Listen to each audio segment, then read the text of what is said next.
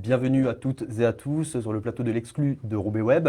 On est aujourd'hui dans la dernière édition spéciale pour les municipales de 2026. Je vous rappelle que les 15 et 22 mars prochains, vous aurez à élire votre nouveau maire. Aujourd'hui, on reçoit le candidat de la liste Agir au cœur de Roubaix, Karim Amrouni. Bonjour, merci d'être présent. Bonjour Farid, Eh merci bien, de me recevoir surtout.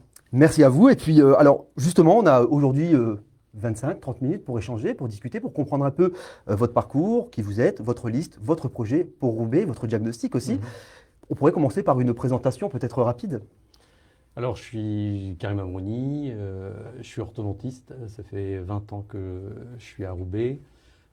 Que vous dire d'autre, mis à part que j'ai été élu de 2008 à 2014 avec René Van Dierendonck, un des maires emblématiques de la ville, sur des sujets pour lesquels j'avais une appétence, c'est la santé et puis les affaires sociales, donc directement au CCAS de Roubaix. Ensuite, je me suis présenté en 2020 aux élections municipales face à Guillaume Delbarre et puis à 12 autres listes. En finaliste, nous y étions, donc on s'est retrouvé tout seul face à la liste du maire sortant. Là, au deuxième tour, j'ai demandé le ralliement de toutes les forces de gauche, qui a été suivi dans son intégralité, sauf la France Insoumise qui n'a pas voulu nous rejoindre. Et puis, on peut être fier de ce parcours. On s'est retrouvé dans l'opposition pendant 6 ans. Une opposition qui a été difficile, parce que les affaires du maire nous ont poursuivis pendant toute la durée du mandat. Justement, on va y revenir, Ouais. parce que là, ce que vous dites, c'est quand même que vous avez un parcours politique à Roubaix qui est quand même relativement important. Ça fait plus d'une dizaine d'années que vous voyez un peu les dossiers de l'intérieur aussi. Alors, ça serait intéressant d'avoir justement, en tant qu'élu principal d'opposition, votre constat, peut-être avant le mandat qui a finalement duré sur 2 mandats avec Guillaume Delbarre et puis maintenant Alexandre Garcin. Et puis de savoir, voilà, quel est le diagnostic que vous faites à la fois de la ville, mais aussi le diagnostic finalement de la gestion de la ville et des forces qui aujourd'hui administrent et gèrent un peu les dossiers des Roubaisiens. Alors, ce qui est important, c'est de rappeler que je me suis toujours présenté en tant que société civile. Alors, peut-être qu'on peut poser une question très, très rapide. Aujourd'hui, on entend, on peut voir parfois, on vous taxe, on vous reprocherait d'être un peu en marche. Qu'est-ce que vous avez à dire par rapport à ça? Est-ce que vous êtes en marche, vous êtes à gauche, vous êtes à droite? Est-ce que vous pouvez clarifier cette situation? Merci de me poser la question. Moi, elle est claire. En 2017, effectivement, j'étais dans l'élection du président de la République. Et on était nombreux, sinon il ne serait pas président de la République, tout simplement. Et puis très vite, je me suis rendu compte que ça n'allait pas. Les décisions qui étaient prises n'étaient pas conformes avec les promesses qui avaient été faites. Et donc très vite, j'ai quitté le mouvement pour Quand vous dites très retrouver. vite, c'était combien de temps à peu Ça près? a duré 2 ans, quoi. Et Ok. très très vite, je me suis retrouvé de nouveau dans la société civile. La preuve, c'est qu'en 2020, je n'ai pas l'étiquette. J'ai continué en société civile et je me suis présenté en société civile dans une liste élargie. Ceci étant dit, je ne comprends pas la polémique parce qu'aujourd'hui les choses sont plutôt claires. J'ai un rassemblement qui est clairement à gauche. J'ai un rassemblement avec. J'ai été élu dans une opposition dite de gauche, d'accord. J'ai siégé à la MEL aussi dans un groupe de gauche. Moi, on m'étiquette, souvent les journalistes m'étiquettent au centre-gauche. Moi, j'ai l'impression plutôt d'être au cœur des préoccupations des Roubaisiens. Et donc, je préfère qu'on dise que je suis au cœur de Roubaix plutôt que de m'étiqueter de quoi que ce soit, en fait. Et la liste Agir au cœur de Roubaix, alors C'est un rassemblement de gauche. alors, mais il y a quand même des partis qui sont avec vous. Vous êtes société civile, donc vous n'avez pas d'étiquette, mais il y a quand même, vous avez pu rassembler des personnes qui, elles, en ont. Est-ce que vous pouvez nous en dire quelque chose un peu sur Alors, cette la liste? genèse de ce rassemblement s'est faite par la société civile. Et ensuite, cette liste est venue se renforcer de la présence du PC, de la présence des écolos, de la présence de Place Publique, de la présence du PRG, d'accord.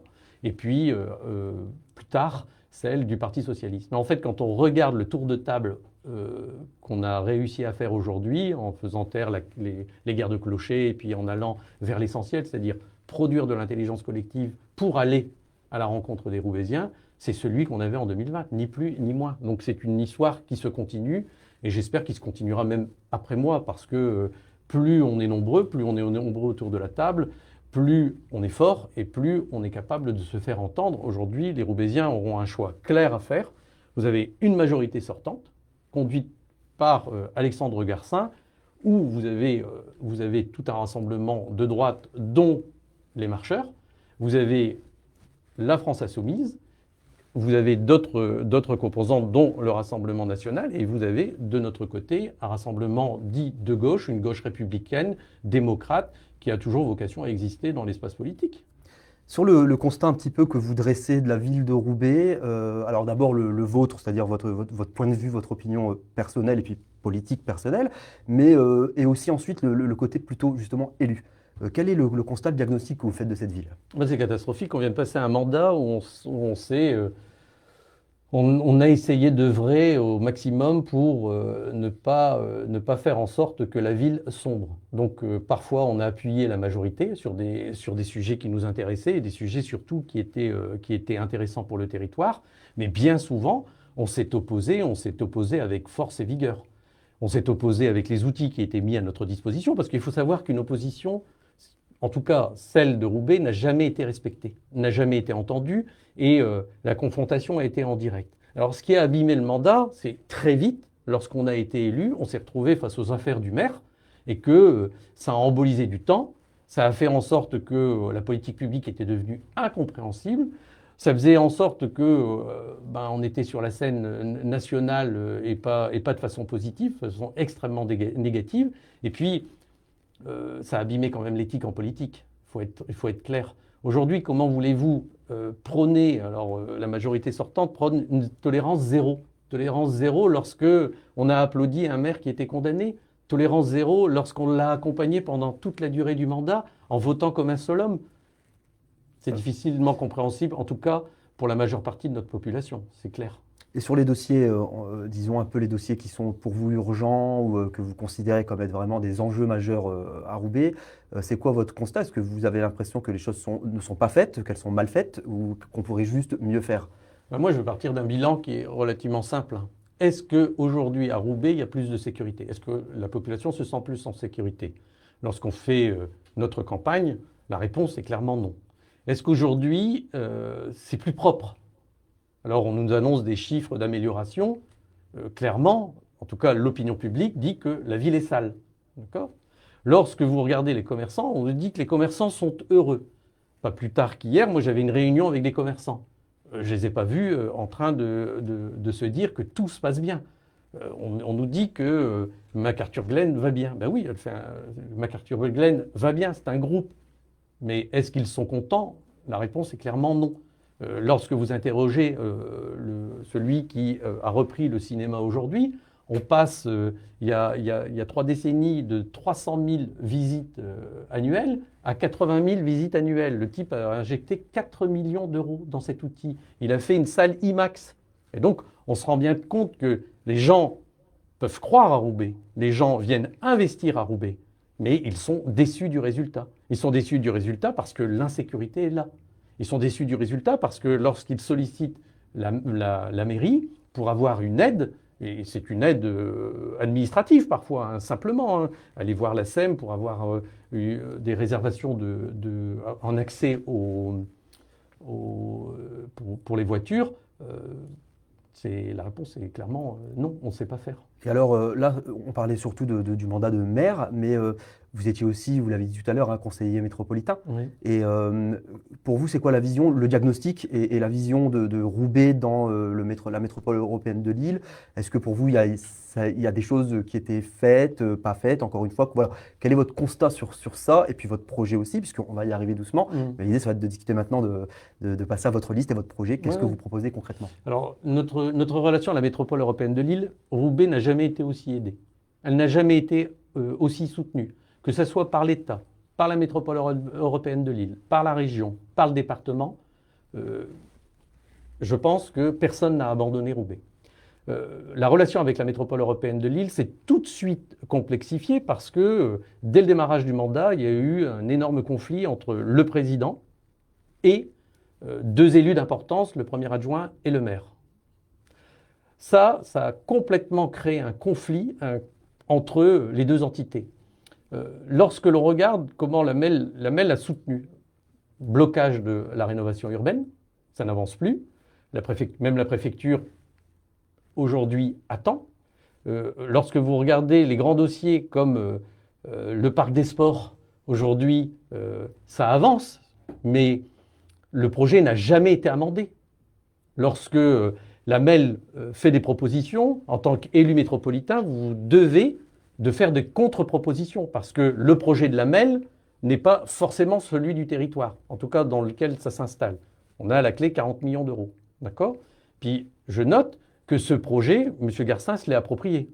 Tout à coup, c'est plus un projet métropolitain, parce que je vous rappelle que c'est les financeurs, et puis ils sont maintenant propriétaires du terrain. C'était la condition sine qua non pour avoir ces finances. C'est devenu un projet municipal. Vous prenez les grands projets de circulation avec le tramway, c'est devenu un projet municipal. Monsieur Garcin a construit le tramway sur notre territoire, en oubliant que ce n'est pas le financeur, en oubliant que ce n'est pas le décideur, et en oubliant surtout qu'à aucun moment ça n'a été un projet municipal, mais bien un projet métropolitain. Donc aujourd'hui, le rapport qu'on a avec la MEL a tendance à s'adoucir, ça je dois le remarquer, mais il a été conflictuel d'un bout à l'autre du mandat. Ça a été très, très, très difficile. Et pas de la faute de la MEL. Et cette liste alors, Agir au cœur de Roubaix, est-ce que c'est la même chose, le même projet que celui que vous portiez en 2020, ou est-ce que c'est quelque chose qui a encore évolué?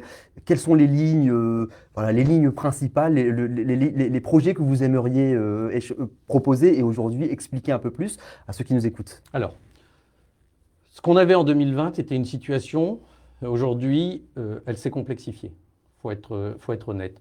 Aucun des grands projets qui avaient été annoncés en 2020 n'est arrivé à son terme aujourd'hui. Aucune des solutions qui avaient été proposées en 2020 n'est apparue sur le territoire. D'accord ? On a une constellation de petits projets, qui n'accompagnent pas une vision. On a une constellation de petits projets qui ont été certes financés, mais qui ne permettent pas aux Roubaisiens de savoir dans quel cap ils vont être projetés. Donc aujourd'hui, en 2026, on va devoir se retrousser les manches et de façon importante. Est-ce que la sécurité va mieux ? Non. Non, elle ne va pas mieux. On nous annonce aujourd'hui, après 12 ans de mandat, qu'il y a des trous dans la raquette, qu'aujourd'hui, une police 24/24 est utile. Elle n'était pas utile hier. On nous annonce aujourd'hui qu'en matière d'éducation, on va faire mieux. On nous propose par exemple une maison de l'étudiant. On a entre 9 000 et 14 000 étudiants sur Roubaix, d'accord ? Une maison de l'étudiant où on va mettre un plateau, où on va mettre de l'informatique et permettre aux gens d'être dans une bulle adaptée à cela. Nous faisons mieux. Il y a 15 quartiers historiques à Roubaix. Il y aura 15 salles où on va placer les étudiants. Parce que quand on a entre 9 000 et 14 000 étudiants, ce n'est pas une salle qui va faire le poids. On nous annonce que l'éducation est devenue prioritaire. Alors, on reprend le projet qui est un projet national du dédoublement des classes. Ce n'est pas un projet municipal, c'est un projet national. On nous annonce les classes passerelles, le passage de 7, je crois, à 14 classes passerelles. Nous sommes pour les classes passerelles. Mais comment peut-on s'expliquer que l'élu qui était en charge du dossier quitte cette majorité aujourd'hui? C'est une question qui nous intéresse tous. On nous annonce qu'il va falloir utiliser le temps périscolaire pour remettre à niveau les enfants. Pourquoi ne l'avons-nous pas fait sur les 2 mandats qui viennent de se terminer? Nous, on propose un temps périscolaire qui est adapté, non pas pour occuper les enfants, comme c'est fait aujourd'hui, mais pour les instruire, pour parfaire leur éducation, pour accompagner les parents vers la réussite scolaire. C'est ça qui nous intéresse. Parce que c'est une richesse incroyable. Un Roubaisien sur 2 a moins de 30 ans. Un Roubaisien sur 2 a moins de 30 ans. La Chine a complètement une préoccupation inverse de la nôtre. Sa population vieillit. Le monde entier est concentré sur ce qu'on appelle le tsunami gériatrique. C'est-à-dire que le renouvellement des générations ne se fait plus. On a cette chance. Nous, on la voit comme une richesse. D'autres la voient comme un problème. Nous, on la voit comme un axe de convergence vers l'avenir. D'autres la voient comme une problématique à gérer au quotidien. Je profite que vous êtes sur la question de l'éducation pour peut-être clarifier une info qui a quand même beaucoup circulé dans les réseaux locaux et les réseaux sociaux. C'est la question de la cantine gratuite. Oui. Alors, cette cantine est gratuite ou elle n'est pas gratuite? Est-ce qu'on peut faire le point et clarifier ça pour ceux qui nous écoutent? Alors c'est toujours pareil, hein. On m'a dit que j'allais faire travailler les gens qui étaient aux allocations 15 heures par semaine. D'accord? C'est faux.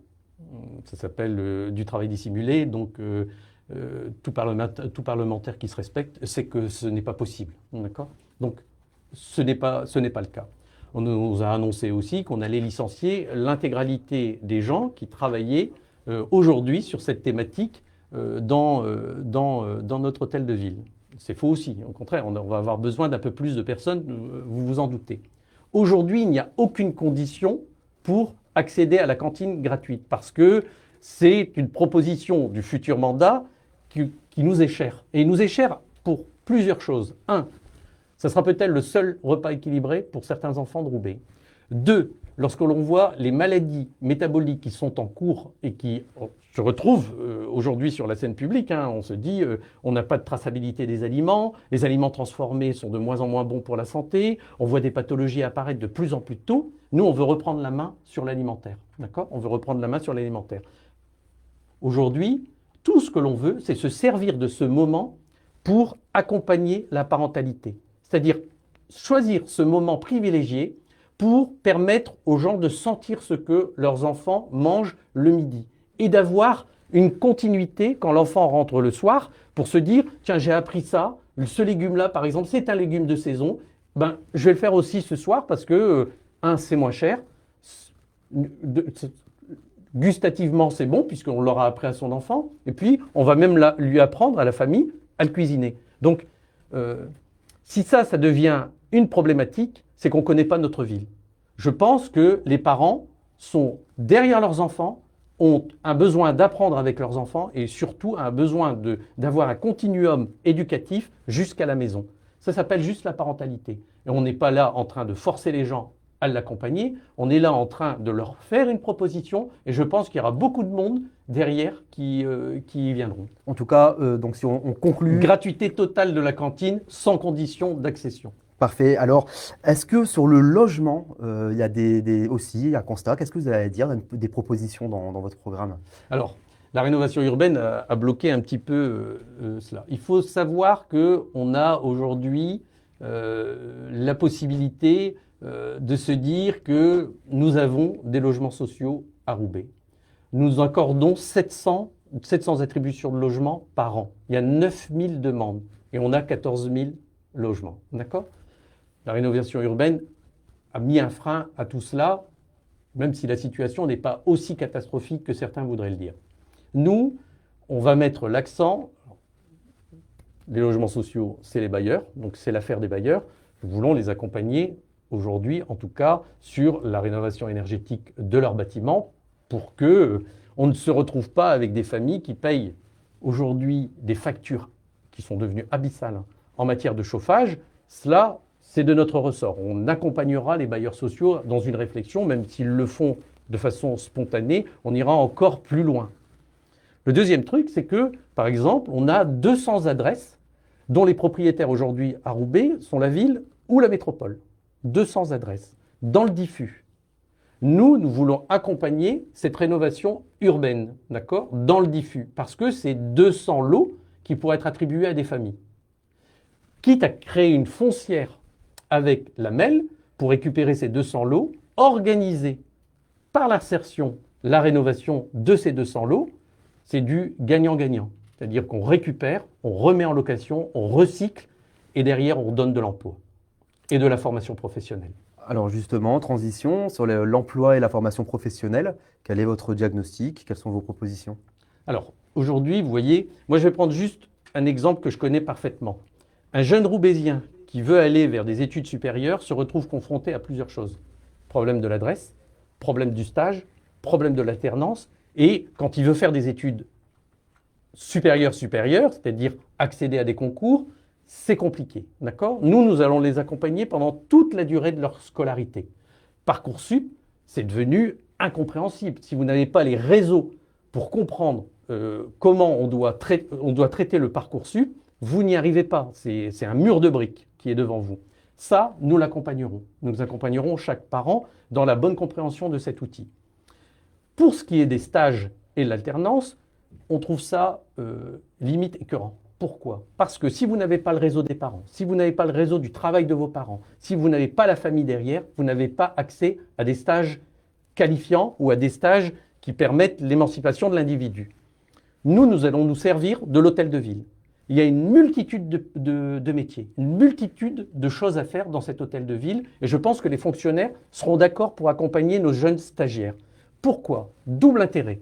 Premier intérêt, on connaît le fonctionnement d'un hôtel de ville. Donc, on finit par respecter la force publique. Deuxième intérêt, on fait des choses intéressantes. On n'est pas forcément, parce qu'aujourd'hui, à Roubaix, il faut se le dire, le stage qui est proposé, c'est vraiment de la solidarité. On se retrouve dans le snack du coin, on se retrouve chez l'épicier du coin, mais l'horizon est bouché. C'est-à-dire tout ce qui nous paraît intéressant, on n'y accède pas. Et puis, on est là, nous, pouvoir public, en train de dire au privé « Ah, il faut remettre l'alternance en route ». Eh bien, montrons l'exemple. Pareil, l'hôtel de ville doit être le premier secteur pour accueillir l'alternance et mettre le pied à l'étrier à nos étudiants. C'est incroyable. Et puis, aujourd'hui, vous inscrivez en médecine. Moi, quand je l'ai fait, je suis désolé, hein, mes parents étaient pauvres. Ils auraient été incapables de nous envoyer tous à l'université avec les conditions d'aujourd'hui. Vous rentrez en première année de médecine, si vous voulez avoir une chance d'avoir le concours, il faut payer 8 000 € pour aller en prépa, pour avoir une chance d'avoir le concours. 8 000 €. Quelle est la famille qui peut se permettre un tel sacrifice? Et pourtant, parmi mes patients, certains le font, mais certains le font en faisant un crédit. Donc, on se marche sur la tête. On demande aux jeunes de pouvoir s'inscrire dans un destin collectif et de faire des formations qualifiantes sans leur en donner les moyens. Et parfois même, on met une entrave à l'accession d'une formation telle que celle-ci. Et ça, je trouve, en tout cas en tant que maire de Roubaix, je ne laisserai plus faire. Je serai celui qui sera aux côtés de tous ceux qui voudront transformer leur vie. Je serai aux côtés de ceux qui voudront aller vers un avenir construit. Et à aucun moment, je ne leur lâcherai la main. Sur le cadre de vie, on voit qu'il y a quand même beaucoup d'aménagements en dehors des rénovations, hein, un peu partout, des changements de circulation. Enfin, il y a tout un tas de sujets. Quel est votre avis? Comment se positionne la liste Agir au cœur de Roubaix sur la question du cadre de vie à Roubaix? Il faut le simplifier. Un cadre de vie, ça doit être compris. Écoutez, je vais vous faire une petite confidence. J'étais en face du commissariat ce matin. Et quand on voit les voies de circulation, personne ne comprend rien. Il y a ceux qui prennent la voie du bus, et puis il y a les deux voies. Vous voyez où c'est? Oui. Dans les deux sens. Ce matin, il y a deux voitures qui sont rentrées l'une dans l'autre. C'est incompréhensible. Rue de l'Industrie. Je remonte la rue de l'Industrie, il y avait un vélo qui circulait. Aucune place pour ce vélo. C'est-à-dire que ma voiture prenait la largeur en gros de la bande passante. Donc, il va falloir quand même sécuriser. Vous prenez la rue Gustave-Delory. Vous pensez que les gens de la rue Gustave-Delory sont heureux aujourd'hui? C'est une catastrophe. Tous les dossiers qui sont montés sont des dossiers aujourd'hui qui portent un écueil et qui n'a pas été fait avec les habitants, qui a été fait sur le dos des habitants. Vous prenez l'Alma, ça a été fait contre les habitants. Vous prenez l'Eppel, ça a été fait contre les habitants. On veut détruire une courée, on ne se demande pas si les gens sont heureux dans cette courée. Allez, on dégage. Vous prenez aujourd'hui le moindre dossier, vous le soulevez, vous vous rendez compte que les gens sont malheureux. Justement, alors cette ville s'est rénovée ces dernières années contre leurs habitants. Et donc, personne ne trouve une satisfaction, en tout cas à l'heure où on se parle. Mais les questions, justement, suivent la logique de vos réponses. Donc, c'est parfait pour cet entretien parce que j'allais vous demander sur la démocratie locale. Comment vous voyez aujourd'hui la prise en compte, alors déjà la consultation, la prise en compte de la parole des habitants et qu'est-ce que votre liste propose pour inclure ou pas, voilà, quelle est votre vision, mais comment on inclut un peu plus ou un peu moins les habitants dans des prises de décision locales? Je vais vous donner juste un exemple qui est édifiant. Parc des sports, rénovation du parc des sports par la MEL, on fait une concertation en soi-disant citoyenne, très peu de publicité, on se retrouve avec 12 personnes. Donc le maire de l'Isle-et-Lannoy fait une remarque, il dit ce n'est pas une concertation citoyenne quand on a 12 réponses. On s'arrête Et avant de commencer, on reprend la concertation citoyenne et peut-être qu'on change la méthode. Non, on passe en force. La concertation citoyenne, il y a une date d'arrivée, une date de fin, c'est terminé. Je trouve ça aberrant, parce qu'on peut se remettre aussi en question quand on a 12 réponses, de se dire, sur un tel événement, sur un tel reconditionnement d'un quartier, on doit prendre le temps nécessaire pour que la totalité, ou en tout cas une forte majorité de nos concitoyens, ait eu un droit de regard. On nous annonce aujourd'hui que les comités de quartier sont devenus un problème, puisqu'on pense que les comités de quartier ne doivent plus exister, en tout cas en l'état. Nous, on pense carrément le contraire. C'est une forme de démocratie participative. Encore faudrait-il tendre l'oreille, donner les moyens et le budget nécessaire pour avoir l'autonomie des comités de quartier. Parce que vous n'aurez rien d'autre. Ce qui me contredit m'enrichit. Vous ne produirez jamais d'intelligence collective si vous ne tendez pas l'oreille à vos concitoyens. Et puis, ce qu'on nous propose aujourd'hui, c'est quoi? C'est de dire que la concertation, la démocratie participative sera que des citoyens viendront dans les commissions pour le conseil municipal entendre et pouvoir participer. Je vais vous raconter une anecdote qui est juste édifiante. Vous avez entendu parler de l'affaire de Sport dans la ville. Bon. Oui. On est dans la concertation, en tout cas opposition, majorité quand elle est là, sur ce dossier. Et on se rend compte dans la commission que personne autour de la table n'est au courant de ce dossier. Personne, même pas le président de la commission qui était M. Garcin. On vote. Et on dit, en l'état actuel, comme personne n'est au courant, on ne veut pas que cette délibération passe en conseil municipal. À l'unanimité, il ne manquait pas une seule voix. On le fait savoir au maire que la commission ne veut pas de cette délibération, en tout cas en l'état. Le maire passe en force et fait même venir Sport dans la ville, c'est historique. Hein. C'est-à-dire, on va devoir signer un bail amphithéotique, les fait venir dans le conseil municipal pour nous expliquer à nous que tout est parfaitement clair, que tout va bien et que c'est la bonne solution. OK. Sauf que 15 jours plus tard ou 3 semaines plus tard, on reçoit une missive du préfet, puisque j'avais saisi le tribunal administratif à mes frais, pour dénoncer une procédure qui nous paraissait complètement ubuesque et en dehors du droit. Le droit nous a donné raison. Vous savez ce qu'ils ont fait? Derrière, ils sont repassés en force une deuxième fois. Donc, applaudissement de l'intégralité de la majorité, pour au final repasser une troisième fois au prochain conseil municipal parce que l'avis des domaines n'avait pas été consulté et que le domaine dit le loyer n'est pas assez élevé. Trois délibérations pour un seul événement. Donc, quand on me dit on va améliorer la concertation citoyenne, encore faudrait-il entendre la voix de l'opposition. Hein. C'est par là que ça commence. Alors Karima Bruni, on arrive à la fin de cet entretien.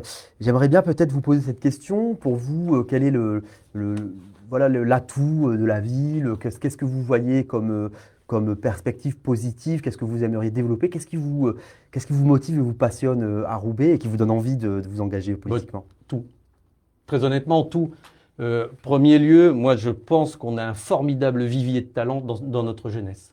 Donc c'est pour ça, on veut développer l'esprit d'entreprise. Et pour développer l'esprit d'entreprise, la première chose à faire, c'est de croire en notre jeunesse. C'est pour ça que nous, on va amender un fonds de 5 millions d'euros pour l'esprit d'entreprise et permettre à nos jeunes de pouvoir, à un moment donné, être aidés dans le risque qu'ils vont prendre. D'accord? Donc, une sorte de capital risque. Ça, c'est croire en sa jeunesse. Ça, c'est porter une ambition qui est nouvelle. Ça, c'est de se dire, l'avenir est devant nous. Ça s'est jamais vu. Et très honnêtement, c'est comme ça qu'on redonne la foi et qu'on redonne à la jeunesse l'envie d'aller vers l'avant. Moi, mon désir le plus profond, c'est que tout le monde trouve une place dans cette ville. Quand je vois comment on a traité nos aînés, en vendant les EHPAD que nous avions, qui est un véritable trésor, hein, au vu du tsunami gériatrique qui nous arrive, qui était un véritable trésor. On l'a bradé pour l'euro symbolique. C'est scandaleux. Donc, personne ne trouve sa place aujourd'hui dans notre ville. Personne. Personne n'est mis en sécurité. Personne. Et donc, je serai le maire qui portera une attention particulière à chaque tranche d'âge. Parce que chaque tranche d'âge doit trouver une réponse et chaque tranche d'âge doit être entendue, écoutée. Ceux qui souhaitent aujourd'hui en savoir plus, qui souhaitent découvrir votre programme, comment est-ce qu'ils font pour vous retrouver? Alors, c'est simple, on a notre local de campagne qui est ouvert 7 jours sur 7. Il est ouvert actuellement. Donc, vous pouvez y passer, discuter avec nous, échanger. Il se trouve où? Juste en face de la gare de Roubaix. On n'a pas choisi ce quartier comme ça, hein. Quand vous voyez l'état de cette gare, dans une ville aussi importante que la nôtre, dans un tel délabrement, vous vous dites, que font les pouvoirs publics? Que font les pouvoirs publics? La gare, c'est une porte d'entrée à notre ville. C'est l'une des premières choses que l'on voit quand on rentre dans cette grande artère qui nous mène par exemple au musée. Et ça, je trouve ça assez aberrant de pouvoir la laisser dans un tel état d'abandon. Merci Karim Amrouni. Je vous propose maintenant de prendre cette minute, le rituel de l'émission, une minute où vous pouvez vous adresser directement aux Roubaisiens, Roubaisiennes, aux futurs votants, et en leur expliquant pourquoi voter pour vous et pour la liste Agir au cœur de Roubaix les 15 et 22 mars prochains. Alors mes chers concitoyens, mes chères concitoyennes, un moment clé de notre vie démocratique va apparaître le 15 mars et le 22 mars. Le 15 mars, parce que vous allez décider de votre avenir. J'ai envie de vous dire, soyez égoïstes. Pensez d'abord à vous. Pensez à votre rue. Pensez à votre quartier. Pensez à votre ville.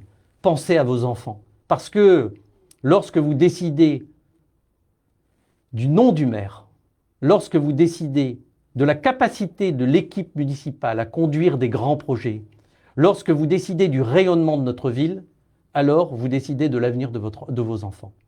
Il n'y a pas d'autre trésor que celui-ci. Il n'y a pas d'autre moyen d'émancipation que celui de le construire. J'ai envie de parler aussi à nos aînés.